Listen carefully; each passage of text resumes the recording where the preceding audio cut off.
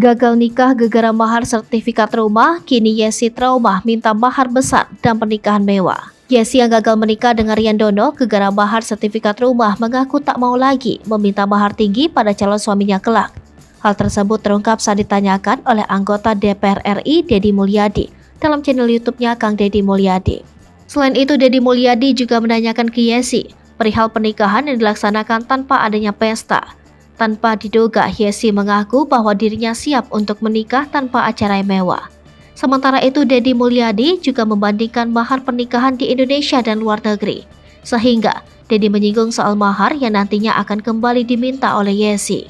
Akan tetapi, Yesi lagi-lagi mengaku tak akan meminta mahar besar dalam pernikahannya lantaran kapok gagal menikah dengan Rian Dono. Deddy Mulyadi lantas kembali memberikan pesan kepada Yesi. Ia meminta agar Yesi nantinya mencari calon suami yang tegas dan mandiri agar dapat membina rumah tangganya sendiri. Dalam kesempatan tersebut, Yesi mengaku bahwa dirinya tak akan menikah dalam waktu dekat. Bukan tanpa sebab, Yesi sendiri tak ingin mengulang kesalahan yang sama usai pernikahannya dengan Rian Dono gagal. Deddy Mulyadi yang mendengar hal tersebut lantas menanyakan usia Yesi. Tak hanya itu saja, Deddy Mulyadi memberikan pesan ke Yesi berupa peringatan agar Yesi tak memilih jalan yang salah apabila nantinya akan benar-benar menikah.